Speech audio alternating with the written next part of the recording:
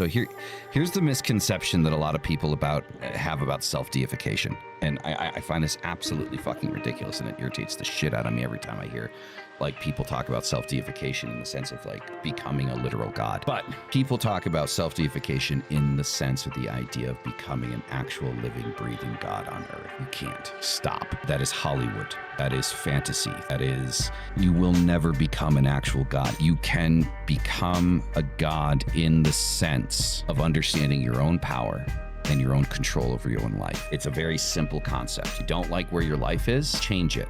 You don't like your job, change it. You don't like your relationship, you're in a toxic relationship, change it. You have the power to make, even though you feel under somebody's thumb, you feel like you can't do this, you can't do that, you have the power to do so. And I say again, and I hate the fact that I have to explain this, that this isn't common sense. When I say change your job, I don't mean quit your fucking job so you can't pay your goddamn rent. I mean, you know, you've got a phone, which is essentially a computer in your pocket. You can revise your resume and you can start sending out resumes to other companies that you want to work for, that are going to pay you more money. You've put the work in to do the things that you want to do. That's what I'm talking about, right? You need to put your own work in to obtain the things that you want to obtain. It took me being homeless in three different countries, the US, Turkey, and Mexico, for me to sit there and say, all right, motherfucker, what is the common fucking denominator in your fucked up life? You.